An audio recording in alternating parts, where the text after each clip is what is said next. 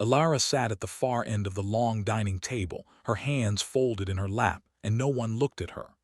The crystal chandeliers blazed overhead, the silverware gleamed, and the low hum of conversation drifted down from the other end of the table where her husband, Duke Aldrich Ashford, bent his head close to his cousin, Lady Cordelia.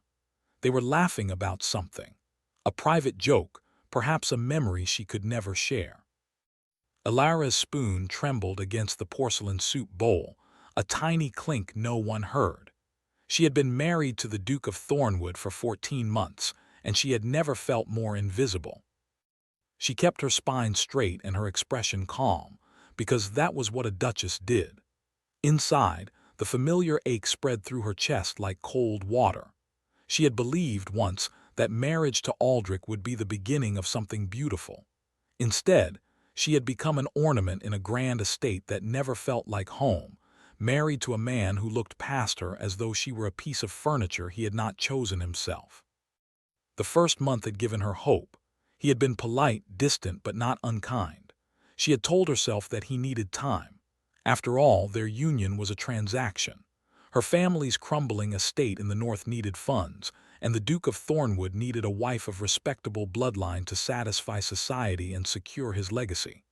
Ilara had brought grace, quiet beauty, and a heart full of secret hope. She had loved him from the first moment she saw him at a county assembly 2 years before the proposal, a tall figure with severe cheekbones and eyes the color of winter slate. When his steward arrived at her father's house with the marriage contract, she had nearly wept with joy. She thought fate had answered her prayers. But Aldrich never seemed to see the hope she carried. He was always busy with ledgers, boundary disputes, and the demands of his vast estate. At meals, he spoke to her about household management as though she were a steward herself. When she tried to ask about his day or touch his hand, he would stiffen and withdraw. The coldness was not cruel in an obvious way. It was simply a complete absence of warmth. She soon understood that she was a duty fulfilled, not a bride desired. And then there was Cordelia. Lady Cordelia Ashford, a cousin who had lived at Thornwood Hall since childhood, was everything Ilara was not: vivacious, sharp-tongued, and fiercely possessive of the Duke. She had made her position clear from the wedding day. With smiles that never reached her eyes, she would remind Ilara of all the things she did not know: the family customs, the Duke's preferences, the way the household was run. Cordelia poured Aldrich's tea, arranged his study flowers, and laughed with him over stories from their shared youth. Ilara the outsider could only watch. The staff noticed, the neighbors noticed, and Aldrich allowed it. Tonight, as the soup plates were cleared, Cordelia leaned toward Aldrich and said in a voice just loud enough for the end of the table to hear, "You must remember the summer we got lost in the East Wood, Aldrich. You carried me all the way back to the hall. I do not think I have ever felt so protected." She cast a glance down the table at Ilara, a smile flickering like a candle. "But of course, her grace would never get lost. She is far too sensible." Aldrich's lips curved. He did not correct her. He did not look at Ilara. He simply took a sip of wine and murmured, "Sensible indeed."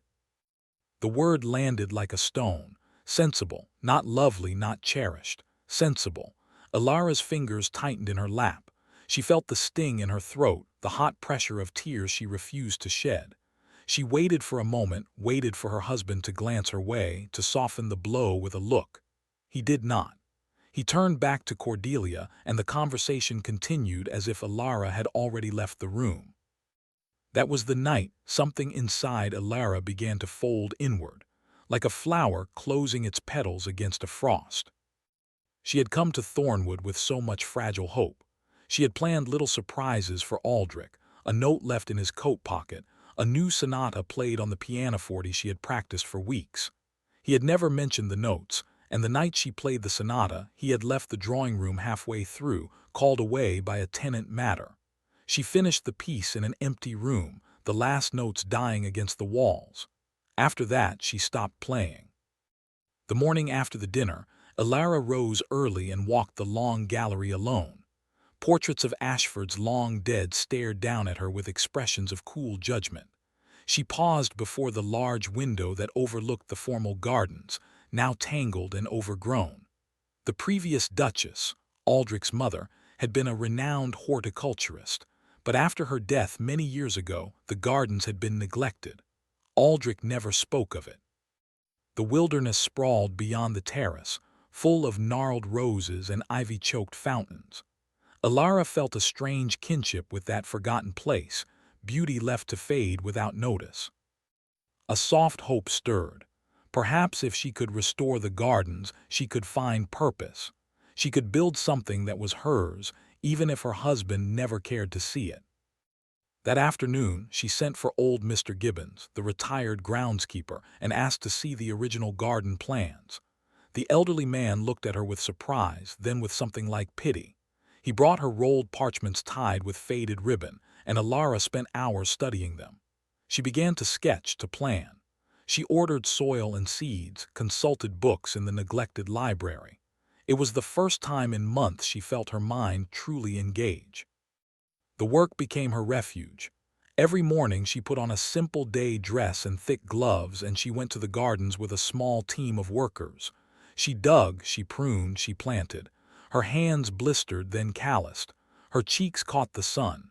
She did not care. She felt alive. At first, Aldrich noticed nothing. He was often away inspecting properties or shut in his study. But after 2 weeks, he stepped onto the terrace one afternoon and stopped. Alara was kneeling by a newly cleared rose bed, her hair slipping from its pins, a smudge of dirt on her forehead. She looked up and saw him watching. His expression was unreadable, but his gaze lingered. "What are you doing?" he asked, his voice flat. "The gardens," Alara said, pushing a stray strand of hair back. "I am restoring them. I hope you do not mind." He said nothing for a long moment, then he gave a short nod. "As you wish." He turned and walked back inside. No praise, no interest, just permission. The old hope, which had been cautiously pushing up a tiny shoot, withered. She stared at his retreating back and felt the familiar hollow ache settle back into place. But this time, she refused to let it break her. She returned her attention to the roses. If he would not give her warmth, she would find her own sun. Weeks passed. The gardens began to transform. The old fountain in the center was cleared of debris and soon trickled with water again. Lavender and rosemary bordered the gravel paths. Alara's quiet dedication caught the attention of the household staff, who whispered approvingly. Visitors to the hall remarked on the change. At a small luncheon hosted by a neighboring baroness, Lady Matilda Crane, the talk turned to the Duchess's garden project. "Such a wonderful undertaking," Lady Matilda said, her kind eyes twinkling. "You have brought the old Ashford gardens back to life, Your Grace. The late Duchess would be so proud." Alara smiled, a genuine warmth rising in her chest. "Thank you, it has been a labor of love." Beside her, Cordelia laughed lightly. "A duchess working in the dirt like a common laborer, how very modern." She said it with a smile, but the mockery beneath was needle-sharp. Several guests tittered nervously. Alara's cheeks burned. She saw Aldrich at the far end of the room talking with Lord Crane. He did not look over, but she saw his shoulders stiffen slightly. He had heard. That evening, back at Thornwood, he appeared in the doorway of her sitting room. She was sketching new garden designs by candlelight and looked up, startled. He rarely sought her out in private. "You should be more mindful of how your actions are perceived," he said, his tone quiet but edged. "The Duchess of this estate does not need to labor like a servant." The criticism stung more sharply because she had dared to feel proud of her work. "I was not laboring like a servant," she said, keeping her voice steady. "I was restoring something beautiful that was lost." "There is no need." "Perhaps there is a need for me," she replied. The words slipped out before she could stop them. She saw something flicker in his gray eyes, surprise, maybe even guilt, but it was gone in an instant. "Do as you like," he said finally and left. Alara sat motionless for a long time. The candle flame wavered and her hope, which had struggled so valiantly, finally collapsed. She had tried to be noticed, to matter. She had tried to be a good wife, to understand him, to win his affection. Nothing had worked. Every overture was met with ice. Every small victory was tainted by indifference or scorn. She could not keep burning her heart for a man who offered only shadows. The next morning she made a quiet decision. She would stop seeking Aldrich's love. She would stop hopping for the moment he would turn and truly see her. She would fill her life with purpose and self-respect, and she would no longer break her spirit against the walls he had built. She would be the Duchess in duty, but in her heart she would be free. The shift was imperceptible to others, but to Alara, it felt like breathing after holding her breath underwater. She stopped lingering at the breakfast table, hopping for conversation. She ate quickly and went to the gardens. She stopped arranging flowers for his study. Cordelia always replaced them with her own choices anyway. She stopped waiting in the drawing room in the evenings in case he wanted company. Instead, she read history and botany, wrote letters to horticultural societies, and planned improvements for the tenant cottages. She also began visiting the tenants personally. Many were struggling, their roofs in disrepair, their children thin. She organized baskets of food and medicine, drawing from the estate stores with the housekeeper's quiet assistance. She did not ask Aldrich's permission. She simply did it. The first time Aldrich noticed her absence was at dinner a week later. The table felt quieter. He glanced toward the empty chair at his side. "Where is the Duchess?" he asked the footman. "Her Grace is still with the Carters, Your Grace," the young man said. "She sent word that the youngest child has a fever, and she wished to wait until the doctor arrived." Aldrich's jaw tightened. A strange, uncomfortable sensation settled in his chest. It took him a moment to identify it. He missed her presence. It was absurd. She was merely doing charitable work, which was entirely proper. But the dining room felt colder. Cordelia, noticing his distraction, immediately launched into a story about a scandalous elopement in London. He nodded, but his mind kept drifting to Alara, kneeling in the dirt, her face smudged and radiant with something that looked like genuine joy, a joy he had never been able to give her. Over the following weeks, the pattern continued. Alara's quiet withdrawal became a chasm of silence.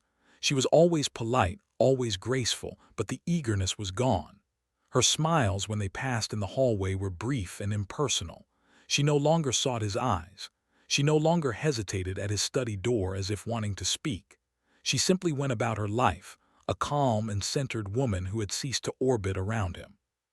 The change unsettled Aldrich more than he understood. He found himself looking for her. He invented reasons to walk past the gardens. He stood at the window and watched her as she directed workers, her posture relaxed, her laugh carrying on the breeze, a laugh he realized he had rarely heard directed at him. Once, he saw her gently wipe a child's tearful face in the tenant village, her expression so full of tender compassion that his chest ached. Who was this woman? He had married her, lived with her for over a year, and yet he barely knew her. Then came the day Mr. Julian Harrow arrived. He was a botanist of some reputation, a gentle-mannered scholar with sun-streaked hair and kind hazel eyes, invited by Alara to survey the rare plant species re-emerging in the restored gardens. Aldrich was in his study when the housekeeper announced the visitor, and he felt an immediate, irrational prickle of irritation. He had not invited a botanist. He summoned Alara. She appeared in the doorway, a light shawl around her shoulders, her expression composed. "Yes, Your Grace." The formal address, which she had used more and more lately, struck him like a small cut. "You have engaged a botanist without consulting me." "I was not aware I needed your permission to pursue botanical restoration on the estate," she said evenly. "Mr. Harrow comes highly recommended by the Royal Society. He will be cataloging the flora for a fortnight. I see no difficulty." Aldrich wanted to argue, but there was no rational ground. "Very well," he said tightly. "See that he does not disrupt the household." Alara inclined her head and left. He stared at the closed door, an unfamiliar emotion coiling in his gut. It took him the rest of the afternoon to admit that it was jealousy. Julian Harrow was everything Aldrich was not, open, warm, and unguarded. He spent hours walking the gardens with Alara, speaking of Latin names and soil acidity, laughing easily. From the terrace, Aldrich watched them bend over a blooming specimen, their heads closed together. Alara's face was animated, her gestures lively. She laughed at something Harrow said, a genuine, bright laugh that Aldrich had never once caused. The sight burned him. That evening at dinner, Cordelia, ever perceptive, remarked sweetly, "How fortunate we are to have such an accomplished gentleman in our midst. Mr. Harrow seems quite taken with the gardens, or perhaps with the gardener." Aldrich's fork paused over his plate. Alara looked up, her expression unreadable, then resumed eating without comment. Her silence spoke volumes. She would not defend herself. She no longer cared enough to seek his approval or counter Cordelia's barbs. The realization hollowed him out. The next afternoon, Aldrich did something he had not done in years. He walked into the west garden, the section his mother had loved most, where a stone bench sat beneath an old weeping ash. He found Alara there alone, sketching a cluster of white campion that had returned after decades. She looked up, startled. "May I sit?" he asked. "Of course, it is your garden." He sat, leaving careful distance between them. "You have done remarkable work," he said quietly. "I should have said so before." Alara's pencil stilled. She did not look at him. "Thank you," she said, her voice soft but without the warmth it once held. He struggled for words. "My mother used to sit here. She said the campion was her favorite because it grew in the most unlikely places and still bloomed." Alara turned her head slightly, a flicker of curiosity in her eyes. "You never speak of her." "It is difficult." He stared at the flowers. "She died when I was 12, a fever. After that my father let the gardens go. He could not bear to see them." A long silence stretched between them, but it was not hostile. It felt fragile, like a single thread connecting them. "I am sorry," Alara said finally. "I did not know. I have not told many people." She set her pencil down. "Why are you telling me now?" He met her gaze, and the question cut deep because he did not have a clear answer. "Because you are slipping away and I do not know how to hold you." But he could not say that. The old guardedness clamped down. "You deserve to know," he said, and stood abruptly. "Excuse me." He walked away, feeling her eyes on his back. The moment of connection had trembled into existence and then shattered, leaving him raw. That night, Alara found something she was never meant to see. She had gone to the library to retrieve a botanical compendium she had promised to show Mr. Harrow. While searching the highest shelves, her fingers brushed against a small, dust-covered box tucked behind a row of ledgers. Curious, she pulled it down and opened it. Inside were papers, old and yellowed. She unfolded the top document and froze. It was a financial note, dated 4 years earlier, bearing the Duke of Thornwood's seal. The document detailed a substantial, anonymous payment that had cleared the crushing debts of one Viscount Harlan Vane of Greymore, her father. The sum was enormous, enough to save her family from utter ruin. She had always believed a distant, generous relative had come to their aid, but the papers proved it was Aldrich. He had saved her family long before the marriage contract was ever drafted. He had done it in secret, asking for no credit, no gratitude. Her hands trembled. Why? Why would he do such a thing, and why would he never speak of it? The man who had been so cold, so distant, had pulled her family from the edge of disgrace. She pressed the paper to her chest, tears slipping down her cheeks. She did not know what to feel. Gratitude, confusion, a desperate, aching hope that maybe, beneath the ice, there was a heart she had never been allowed to see. But the next morning her confusion only deepened. At breakfast, Aldrich was as remote as ever. He barely glanced at her, absorbed in a letter from his solicitor. The fragile thread from the garden seemed already broken. Cordelia chattered about an upcoming county ball, and Aldrich nodded along, ignoring Alara's quiet presence. The secret burned in her chest, but she could not bring herself to confront him. Not yet. She needed to understand. She decided to focus on the ball. She would attend as Duchess of Thornwood, poised and self-contained, and she would observe. Perhaps she would find more pieces of this puzzle. The night of the county ball, the great hall at Fairhaven Manor blazed with candlelight and music. Alara wore a gown of deep emerald silk, simple but elegant, her hair dressed with a few fresh flowers from her garden, campion and ivy. She felt calm, anchored by the secret knowledge she carried. Aldrich arrived at her side to escort her. For a moment his eyes widened just slightly, as if he were seeing her anew. "You look," he began, then stopped. "Yes," she prompted, a ghost of challenge in her tone. "Very well," he finished lamely and offered his arm. She took it, her heart a confusing tangle of hope and resignation. The ball was a swirl of silk and whispers. Alara moved through the crowd with grace, accepting compliments on the garden and deflecting pointed questions from gossips. Then Cordelia appeared, radiant in crimson, and immediately attached herself to Aldrich's side, laughing as though they were the hosts. Alara felt the familiar sting but let it wash past her. She would not fight for his attention. She had stopped fighting weeks ago.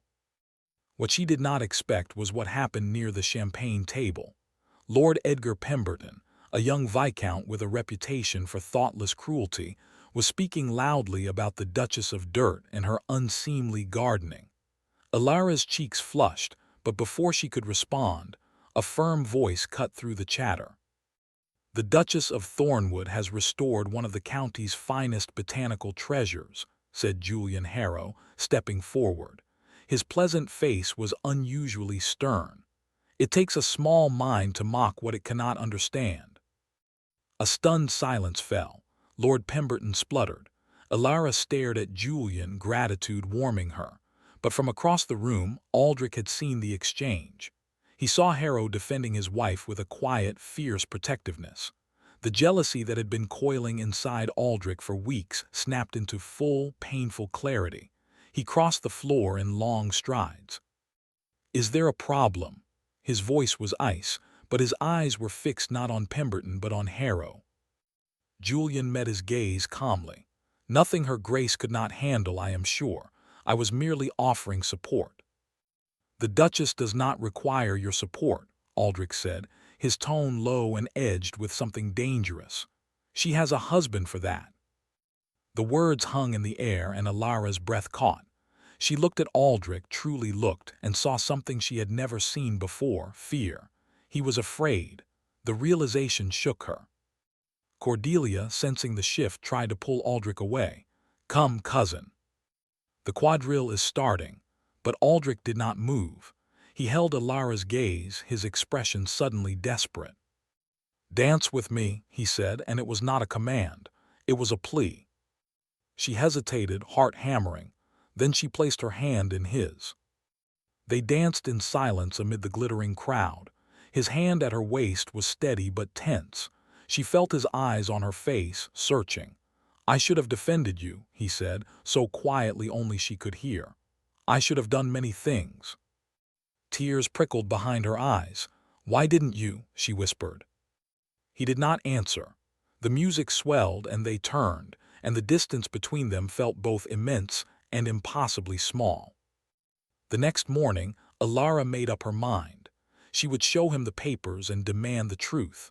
She could not live in this half-light any longer. But before she could seek him out, a crisis erupted. Old Gibbons, the groundskeeper, came running to the hall with news that a section of the newly restored greenhouse had collapsed after a heavy rain during the night, and one of the young gardeners was trapped inside. Alara's heart lurched. Without a second thought, she gathered her skirts and ran toward the gardens. The greenhouse was a ruin of shattered glass and bent iron. Workers were already pulling at debris, shouting. Alara heard the faint cry of the trapped boy. She did not think. She ducked under a precarious beam and crawled into the wreckage, her gloves tearing, her gown snagging on shards. She found the boy, pinned by a fallen shelf, and began to heave the wood away. "Your Grace, no," someone shouted, but she kept working, her muscles straining. Then suddenly strong arms wrapped around her and pulled her back just as another pane of glass crashed down where she had been kneeling. She was yanked against a hard chest, and she heard Aldrich's voice, ragged with terror. "Are you mad?" he cried, spinning her to face him. His face was white, his eyes wild. "You could have been killed." "The boy," she gasped. "I will get him, stay here." And then he was gone, plunging into the broken structure with a team of men. Alara stood trembling, watching as Aldrich, in his fine coat now ripped and dirtied, helped lift the timber and carry the injured child to safety. The boy was alive, sobbing but whole. When it was over, Aldrich returned to her. His hands were cut and bleeding. He looked at her with an emotion so raw it stole her breath. "I saw you disappear under that glass," he said, his voice breaking. "I thought I had lost you. I thought I would never get the chance to." He stopped, chest heaving. "To what?" she whispered, tears streaming down her face. "To tell you," he choked out. "To tell you that I have been a blind fool. I have loved you for longer than you know, and I have been too broken, too afraid to show it." The world seemed to stop. Alara stared at him, the words washing over her like rain on parched earth. "You love me, but you have been so cold. You ignored me. You let Cordelia mock me. You never once—" "I know," he said, and his voice was hoarse with regret. "I know. I was terrified, after my sister's scandal. She eloped with a man who ruined her, and I blamed myself for not protecting her. I thought love was a weakness that brought only pain. When I first saw you at that assembly 2 years ago, I knew you could undo me completely. So when the chance came to marry you, I took it, but I kept you at a distance because I thought if I let myself love you openly, I would lose you too." He took a shuddering breath. "And so I lost you anyway." Alara's mind reeled. He had seen her 2 years ago. He had wanted her. The secret payments, the distant marriage, it was all a twisted shield. She thought of the box of papers, the anonymous rescue of her family. "The debts," she said, her voice trembling. "You paid my father's debts years ago before we ever met formally. Why?" He looked down at his bleeding hands. "Because I could not bear to see your family suffer. I told myself it was a business arrangement, but it was never about business. I saw you at that assembly, so full of quiet light, and I could not forget you. I saved your family because I already loved you even then." A sob broke from her lips. The secret he had kept, the distance he had maintained, it was all a tragic, misguided act of protection. She stepped closer, her own gloves torn, her gown ruined, and reached for his hands. She held his cut fingers gently. "You foolish man," she whispered, but there was no anger now, only a piercing, overwhelming tenderness. "I have loved you since the moment I saw you at that same assembly. I married you hoping you might one day care for me. And when you didn't, it nearly destroyed me." He pulled her into his arms then, a desperate, trembling embrace that held nothing back. "Forgive me," he breathed against her hair. "Please forgive me. I have wasted so much time. I have hurt you, and I will spend the rest of my life making it right if you will let me." She clung to him, feeling the rapid beat of his heart against hers. The walls he had built were crumbling, and in their place was a man raw and honest and terrified of losing her. It was the confession she had never dared to imagine. "I forgive you," she said, her voice thick with tears, "but you must promise me something." "Anything." "No more distance, no more coldness. Let me in, Aldrich, let me truly be your wife." He pulled back just enough to look into her eyes, his gray gaze shining with unshed tears. "I promise. I will spend every day showing you how much you mean to me. I loved you too late, but I will love you well from this moment on." She smiled through her tears, and in the middle of the ruined greenhouse, surrounded by broken glass and the scent of crushed leaves, she felt the first true warmth of healing. The days that followed were not an instant transformation into perfection. Old habits lingered. Cordelia, realizing the shift in the Duke's affections, grew bitter and eventually retreated to a dowager aunt's home, her influence fading. The household staff, who had always respected Alara's quiet kindness, now witnessed their master bringing her a cup of tea himself, walking with her in the gardens, listening, truly listening, when she spoke. Aldrich asked her to show him the plants, to teach him the names she had learned. They spent hours together in the west garden, the one his mother had loved. He told her more about his childhood, his guilt over his sister, and she held his hand and told him he deserved happiness too. The confession became a bridge, and each day they crossed it a little further.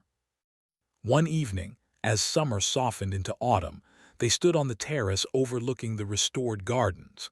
The campion was in full bloom, a carpet of white stars. He wrapped his arms around her from behind and rested his chin on her shoulder.